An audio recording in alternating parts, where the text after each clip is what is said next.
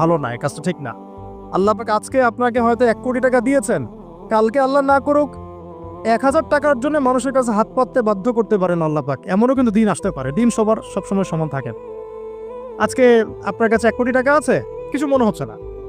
কালকে কে জানে, আল্লাহ না করুক যে 1000 টাকা কারো কাছে চাইতে হচ্ছে, 1000 টাকার জন্য ঠকে গেছেন, হতে পারে না?